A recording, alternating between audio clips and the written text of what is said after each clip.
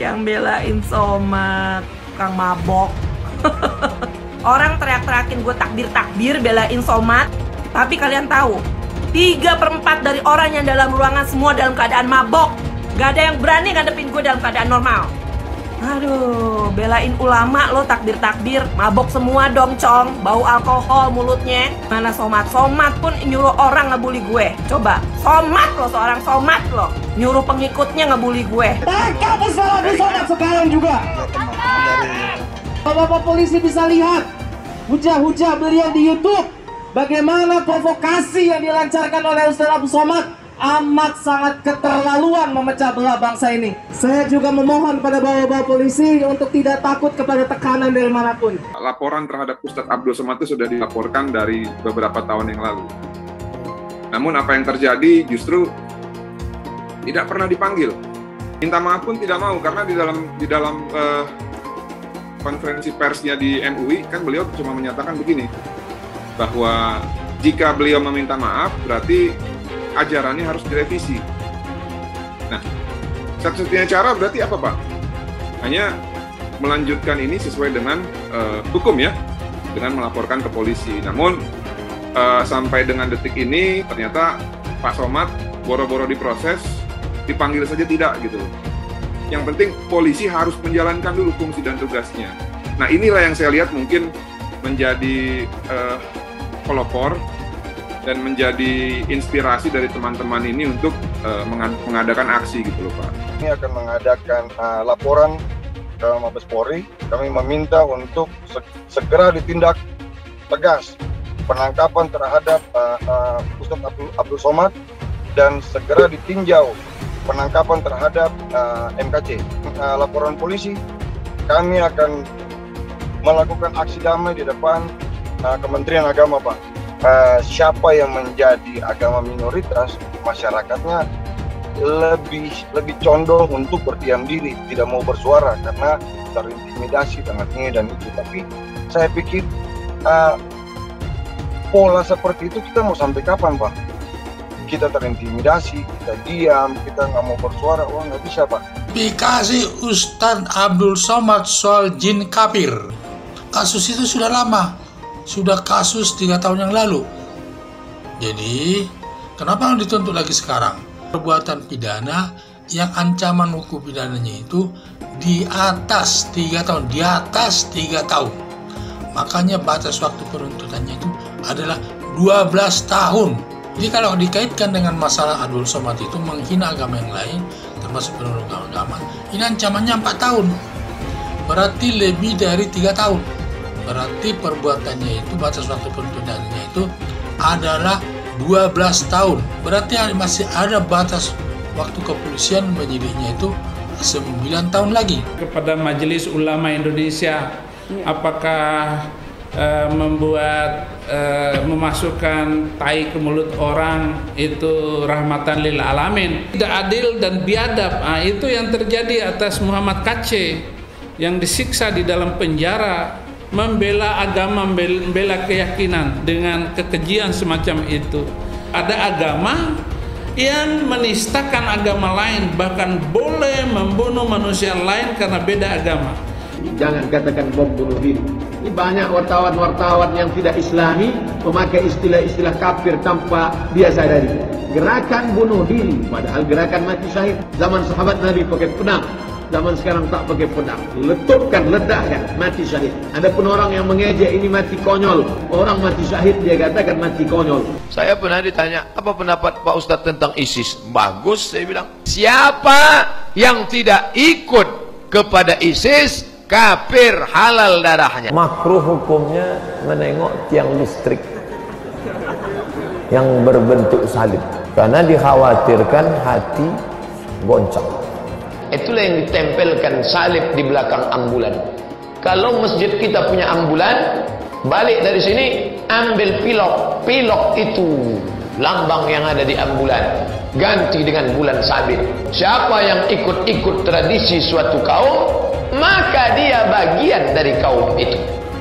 TV itu dikatakan para ulama haram. Maka usulan anak kepada antum-antum yang punya TV, buang tuh TV, bahaya. Antum mencintai pemain bola kafir, boleh nggak? Nggak boleh. Dipajang fotonya, kaosnya, nggak boleh. Dia mencintai orang kafir, loyal kepada orang kafir, membela orang kafir. Berarti kalau sudah membela orang kafir, dia masuk orang beriman atau bukan? Bukan. Masuk kepada golongan apa? Munafik. Berita di luar ini bahwa MKC meminta maaf. Saudara-saudara, tidak ada minta maaf. Ahok aja diedit itu videonya sehingga Ahok dikenakan pasal penistaan agama. Ahok dibilang maaf, kalau minta maaf berarti dia terbukti bersalah, tetap dituntut. Ya, jadi ini kan setting ini supaya pihak KC atau pengacaranya mau membuat kata maaf juga. Jadi jebakan Batman ini kan ternyata KC-nya kuat. Hei, calon RI 1. Sebagai orang Kristen, menurut saya beliau adalah seorang tokoh yang betul-betul memiliki hikmat Allah. Saya sangat mengagumi beliau. Batu hitam itu ya Allahnya orang Islam, walaupun seluruh ulama Islam mengatakan kami tidak menyembah batu hitam. Tetapi kenyataannya kenapa harus pergi ke Arab Saudi untuk mutar-mutar batu hitam itu? Bahkan kita kalau naik haji itu putar 7 kali. Sekali putar, cium itu batu hitam. Putar lagi sekali, cium batu hitam itu.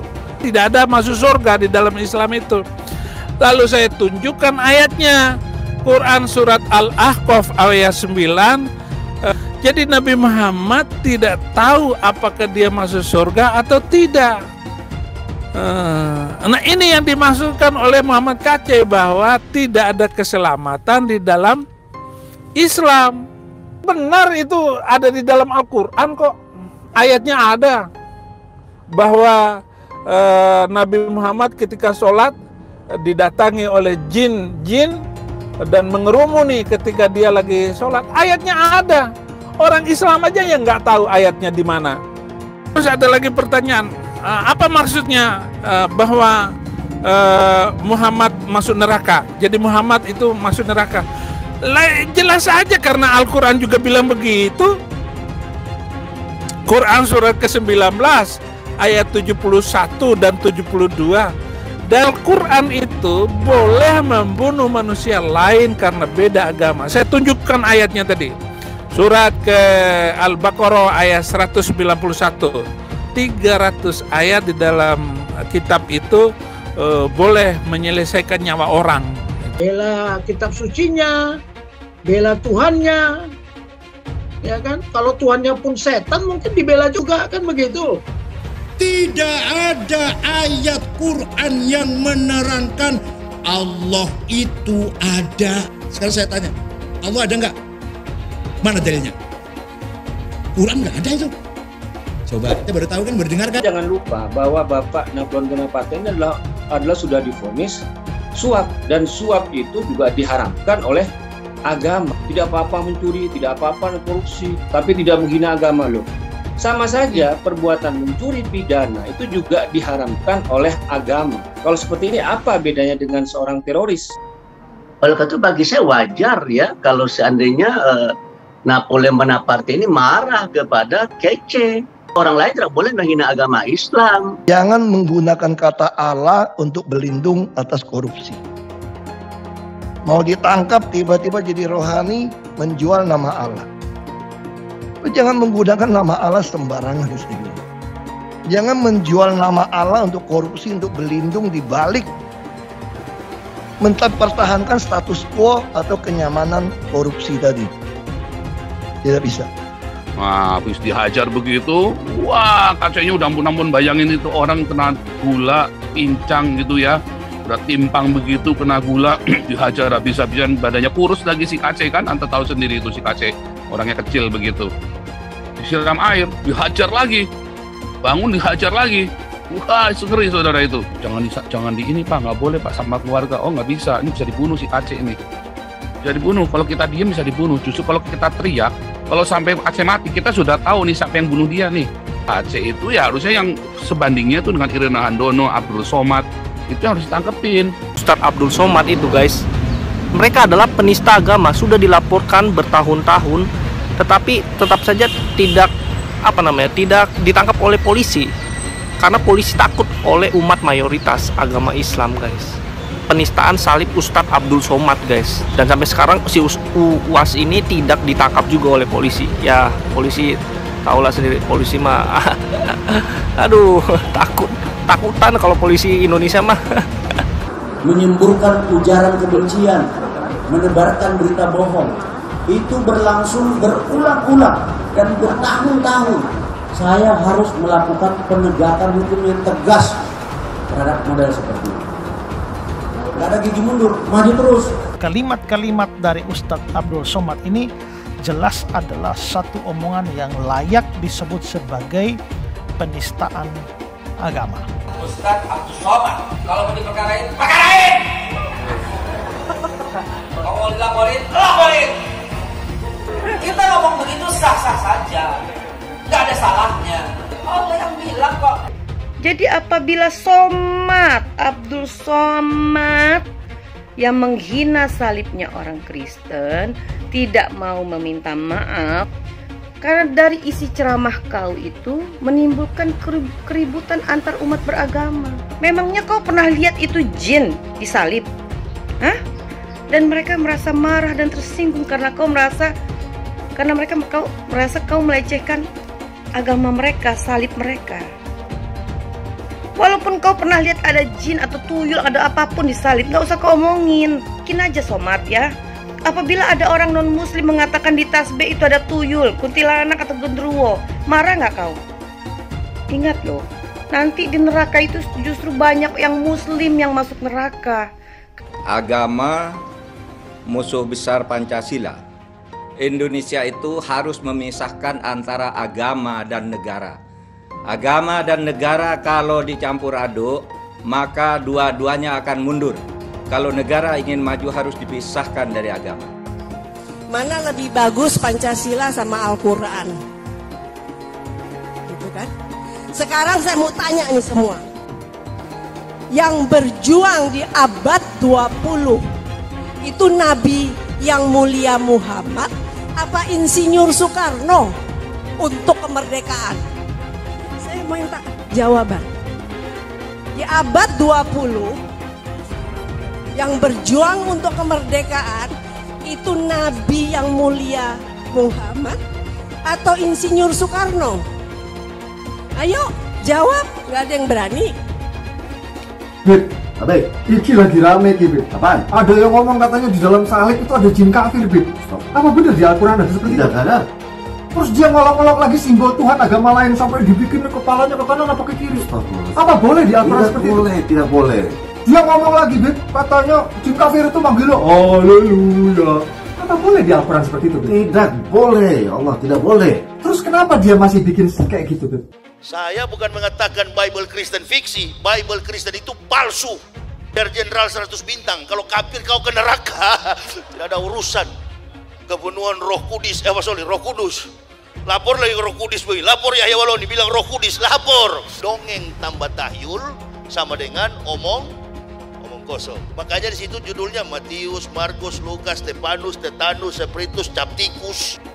Pernah tak Ahok itu kerasukan setan? Tidak, dia tanya juga. Karena sesama setan dilarang saling menggoda. Setan. Karena di salib itu ada jin kafir.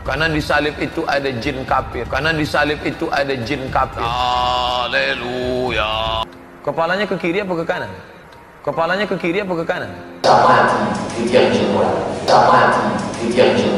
Tetap percaya salib itu lambang mulia, bukan jin. Kok ketawa? Aku nggak nyindir siapa-siapa loh. Tidak benar. Saya ulangi, tidak benar bahwa Nabi Muhammad sudah dapat jaminan surga. Tidak ada ayatnya Muhammad masuk surga. Muhammad sendiri dikerumuni jin. Ada ayatnya Muhammad dikerumuni jin. Muhammad itu dekat dengan jin. Pokoknya saya bongkar budal badil. kitab karangan manusia, kitab dongeng Arab kita bongkar. Ayo nyadar bangsa Indonesia, nyadar ya, tidak ada apa-apanya Muhammad bin Abdullah itu. Katanya Muhammad itu utusan Allah. Tapi kenapa tidak satupun wahyu yang turun kepada Muhammad? Jelas ya ayatnya, Muhammad ini dekat dengan jin. Saya nggak pernah mundur untuk kebenaran, keadilan, kejujuran, dan peri kemanusiaan. Gue nggak pernah mundur. Dan gue nggak pernah takut juga sama lu. Siapapun yang rasis, gue akan hadapin. Gue bilang. Karena rasis itu tidak berperi kemanusiaan. Sama saya ditanya dulu kan, kamu nyesel nggak statement kamu di Pulau Seribu sehingga masih masuk penjara? Tidak pernah nyesel. Terima kasih banyak buat kalian, penonton setia yang selalu menonton di channel ini. Saya secara personal sangat menghargai waktu kalian. Dan saya sudah menganggap kalian sebagai family karena kalian selalu support di channel ini. Bagi kalian yang selalu menuliskan opini kalian di kolom komen, saya baca komen kalian satu persatu. Saya baca komen kalian untuk mengetahui opini kalian, tanggapan kalian, dan masukan kalian sangat berguna untuk video selanjutnya. Terima kasih banyak buat kalian yang selalu menekan tombol like di awal video. Video seperti ini membutuhkan waktu dan juga research. Dan ini semua gratis untuk kalian. Jadi pastikan kalian menekan tombol like-nya supaya saya mengetahui kalian menyukai konten yang saya bagikan. Itu gerakan yang baik. Saya mau ceritakan sedikit bahwa pada dasarnya beberapa ormas Kristen memang sependapat untuk satu gerakan dulu bahwa kita harus melaporkan, dan itu sudah dilakukan. Saya salah satu mewakili dari Majelis Umat Kristen Indonesia. Dalam pertemuan dengan ormas-ormas Kristen memang kita menyebutkan kepolisian harus memandang kasus Muhammad Kece di dalam satu posisi yang sama dengan para pelanggar lainnya. Dan kita sudah tulis surat kepada Kapolri untuk hal itu, bahwa tidak hanya Yahya Waloni, tapi mereka yang pernah diadukan dengan kasus penodaan agama atau apapun namanya, yang setara penilaiannya terhadap kasus itu penting. Dan bukan hanya Majelis Umat Kristen Indonesia, ada 6 ormas Kristen yang menulis pendapat yang sama. Saya juga kepada teman kita yang turun di aksi di jalan kemarin, sebenarnya ini harapan Muki dari awal supaya ada gerakan masyarakat yang mau. Tapi kami dari Muki masih belum rupanya. Mungkin ini kita bukan bicara soal agama, sama sekali tidak ada urusan kita berbicara soal agama, tapi kita bicara dalam kasus ini adalah persamaan perlakuan hukum terhadap warga negara. Ya, semua yang diadukan diproses sehingga kita tahu bahwa ini memenuhi syarat untuk diajukan atau memang dihentikan karena tidak memenuhi syarat. Tapi kalau sama sekali didiamkan itu tidak ada perlakuan yang sama. Semua umat yang beragama menyalurkan aspirasinya. Ini yang luar biasa. Di dalam Al-Quran tegas dilarang bagi kita untuk menghina agama orang lain, apalagi untuk menjelekkan agama orang lain. Itu sangat dilarang di dalam Al-Quran, bahwa Tuhan Allah SWT sesungguhnya menciptakan orang dengan agama yang berbeda-beda untuk saling menghormati. Betul. Tuntutan kami sebenarnya sama. Tangkap Ustaz Abdul Somad sekarang juga. Beliau selalu membawa nama Islam, tetapi dakwahnya tidak Islami 100%. Bapak-bapak polisi bisa lihat hujah-hujah beliau di YouTube, bagaimana provokasi yang dilancarkan oleh Ustaz Abdul Somad amat sangat keterlaluan, memecah belah bangsa ini. Saya juga memohon pada bapak-bapak polisi untuk tidak takut kepada tekanan dari manapun. Tidak ada kekuatan lain selain kekuatan dari Allah. Sekuat apapun yang membackingi warga RW sebelah, tetaplah Allah yang lebih kuat, Pak. Di dalam demonstrasi tersebut, yang saya lihat itu justru teman-teman dari kalangan Muslim ya, karena yang orasi juga itu kan saya lihat pakai atributnya seperti atribut dari yang bernuansa Islami, dan juga teman-teman yang memegang spanduk itu juga yang di depan adalah wanita-wanita yang berjilbab sambil membawa bendera. Nah, apakah saya pernah menyangka bahwa akan ada aksi untuk menuntut keadilan ya, menuntut keadilan dalam rangka meminta untuk rekan-rekan dari institusi kepolisian untuk memproses Ustadz Abdul Somad, saya sebenarnya sudah menyangka suatu saat pasti akan ada Pak gerakan seperti ini. Masyarakat itu pasti makin hari, makin tahun pasti makin cerdas Pak. Dan mereka pasti ingin yang namanya keadilan itu ditegakkan. Bahkan dari salah satu orator di dalam video itu dia menyatakan bahwa di dalam kepercayaannya, yang mana kepercayaannya Islam, iya betul. Ya. Beliau ini mengatakan bahwa menghujat agama lain itu dosa. Makanya saya pikir ini gerakan ini bagus, dan memang saya yakin gerakan ini ada karena ada pembiaran yang mana kita sudah tahu sama tahu bahwa laporan terhadap Ustadz Abdul Somad itu sudah dilaporkan dari beberapa tahun yang lalu. Namun apa yang terjadi justru tidak pernah dipanggil. Tidak pernah dipanggil. Minta maaf pun tidak mau, karena di dalam konferensi persnya di MUI kan beliau cuma menyatakan begini, bahwa jika beliau meminta maaf berarti ajarannya harus direvisi. Nah, satu-satunya cara berarti apa Pak? Hanya melanjutkan ini sesuai dengan hukum ya, dengan melaporkan ke polisi. Namun sampai dengan detik ini ternyata Pak Somad boro-boro diproses, dipanggil saja tidak gitu loh. Nah, soal nanti akan ada restoratif justice atau maaf-maafan itu soal lain. Tapi yang pertama adalah polisi harus menjalankan dulu fungsi dan tugasnya. Dengan apa? Dengan memanggil, dengan melakukan proses penyelidikan. Nanti masalah dia tidak terbukti atau unsur pidananya tidak ada atau mungkin terjadi perdamaian atau saling maaf-maafan, itu urusan lain Pak. Yang penting polisi harus menjalankan dulu fungsi dan tugasnya. Nah, inilah yang saya lihat mungkin menjadi pelopor dan menjadi inspirasi dari teman-teman ini untuk mengadakan aksi gitu loh Pak. Negara kita di dalam konstitusi ya menjamin untuk kemerdekaan berserikat, berkumpul, mengeluarkan pikiran di depan umum Pak. Di dalam pasal 28 Undang-Undang Dasar 1945. Nah, tentunya aspirasi yang dibawa teman-teman ini adalah keprihatinan yang mereka alami. Teman-teman menganggap bahwa ada penegakan hukum yang tidak berkeadilan. Karena negara kita ini, setiap orang, apapun jabatannya, apapun profesinya, apapun status darahnya, yang mau darah biru, mau darah merah, itu sama di mata hukum. Ya, pasal 27 ayat 1 Undang-Undang Dasar 1945. Nah, keprihatinan teman-teman inilah yang akhirnya membuat mereka menyampaikan aksi, menyatakan sikap, menyatakan pendapat. Saya tidak pernah melihat Pak batasan agama dalam menuntut keadilan. Tidak pernah melihat Pak. Kalaupun ada yang menjadikan standar agama sebagai keadilan, tentu orang itu tidaklah mempunyai sifat-sifat yang didasarkan sesuai dengan Pancasila. Karena negara kita ini tidak memihak agama, Pak.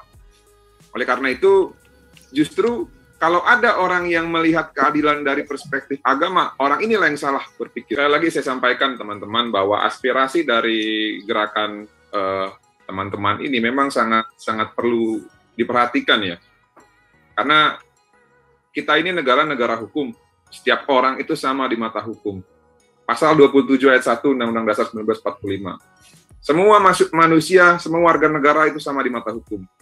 Jadi, kalau Pak KC itu ditangkap, yang lain yang menista juga harus ditangkap. Ada keprihatinan saya, teman-teman. Saya coba browse itu sekitar 1 atau 2 bulan belakang terkait putusan-putusan Mahkamah Agung ya. Saya belum menemukan ada putusan Mahkamah Agung yang pada perkaranya memutus penistaan agama ataupun penghinaan terhadap kekristenan yang dilakukan oleh mayoritas atau yang bisa kita sebut agama Islam. Belum pernah, teman-teman. Nanti kalau teman-teman punya putusannya, tolong share, kasih alamat email nanti Pak, biar kita nanti bisa diskusikan. Adapun yang orang yang beragama Islam terkena pasal penistaan agama atau penodaan agama, itu karena menista Islam. Nah, tapi kalau dari orang Islam yang menista Kristen, yang diproses dan akan maju ke persidangan, ini baru Bapak Ustadz YW. Makanya ini penting untuk kita, jika ada satu jurisprudensi, nanti penegakan hukum itu akan lebih baik, karena sudah ada jurisprudensinya.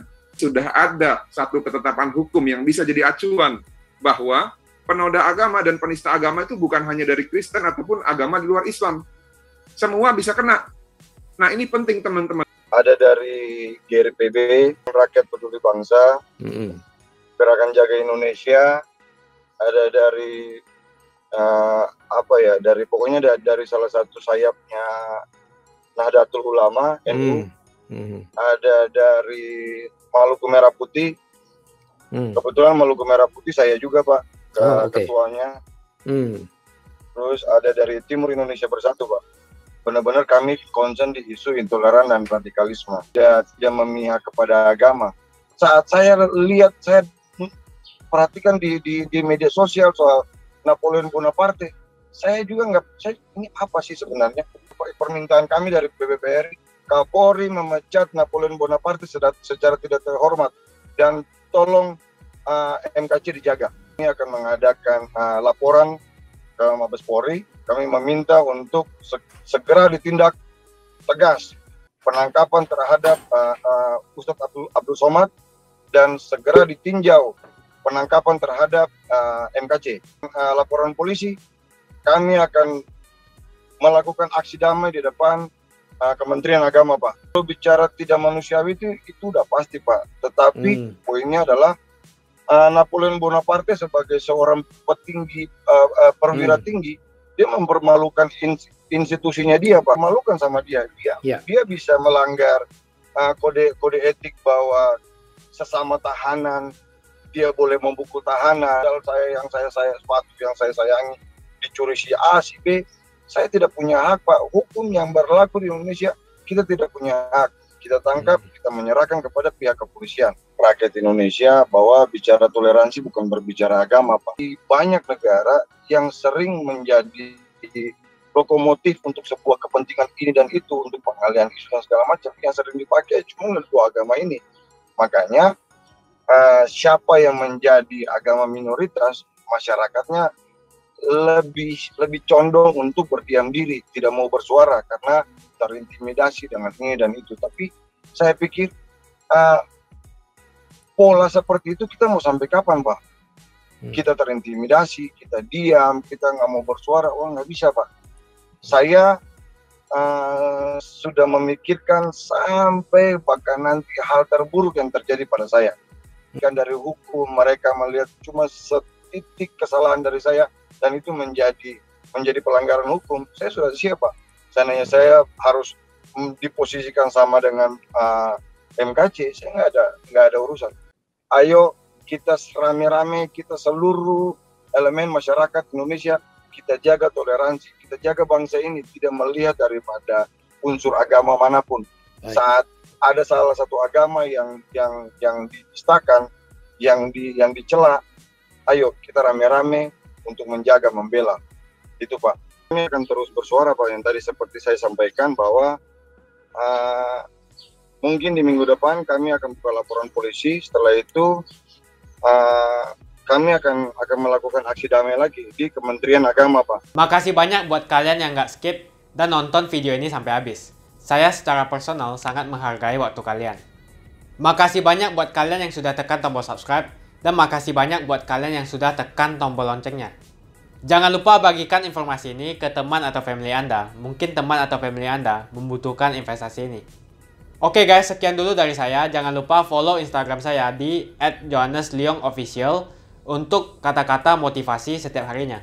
Bagi kalian yang termotivasi nonton video ini, ayo like video ini dan subscribe di channel ini. Dan buat kalian yang sudah subscribe di channel ini, jangan lupa tekan tombol loncengnya supaya kalian mendapatkan notifikasi setiap kali saya upload video. Hai teman-teman, kalian sudah membuka akun untuk melakukan investasi atau trading? Jika belum, membuka rekening sekuritas itu gratis loh. Bahkan cuma butuh 5 menit saja. Cepat dan simple. Dan semua bisa dilakukan secara online. Sampai saat ini ketika kita mau melakukan investasi saham atau trading forex, kita masih menggunakan cara yang kuno. Seperti kita menelpon banker atau broker yang melakukan atau mengeksekusi transaksi kita. Tapi apakah kalian tahu, untuk membeli saham atau forex, kita cuma login, lalu memilih apa yang kita mau, lalu masukin angka berapa banyak yang ingin kita beli, lalu tinggal klik. Sesimpel itu. Sampai saat ini kita bingung mau investasi saham luar negeri, trading forex, komoditas, dan cryptocurrency di mana tempatnya. Kita bisa lakukan semua trading di sini, karena sekuritas ini merupakan one-stop shopping.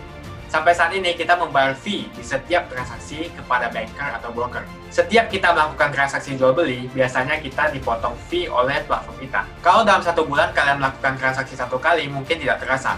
Coba kalian melakukan trading sebanyak 100 kali. Sudah berapa fee-nya?